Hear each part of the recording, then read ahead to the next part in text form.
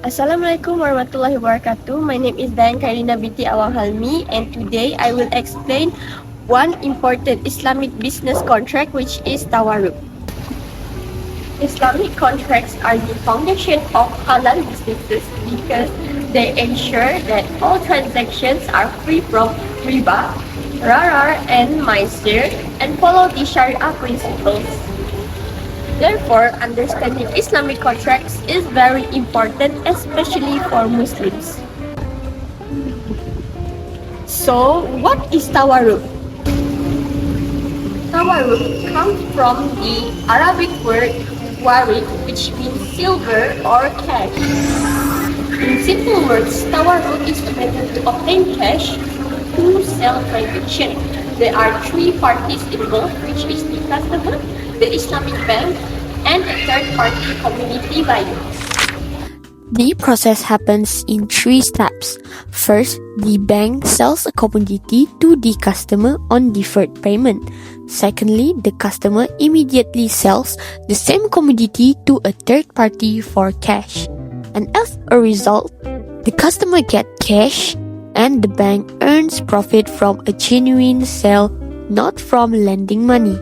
So, Tawarruq is used as a Sharia-compliant cash financing tool, not an interest-based loan. Every Islamic contract must fulfill its pillars and conditions. Firstly, contracting parties. There must be competent parties, which is the buyer, the bank, and the third-party buyer. All parties must act voluntarily and have legal capacity. Second is subject matter. The commodity must be halal, valuable, clearly identified, and owned by the seller before sale. Thirdly, offers and acceptance. A valid tawarruq requires a clear offer and acceptance, which are both sales must be separate and real. And lastly, conditions for validity. For tawarruq to be Sharia compliant, the commodity must exist and owned by the seller. Two sales must not combine into one contract. No interest element and no buyback agreement. So what is the contract characteristic? Tawarruq has several important characteristics. Firstly, ownership transfer. The customer must truly own the commodity before selling it. Secondly, permissible profit. The bank earns profit through sale, not interest. Profit is fixed and known in advance.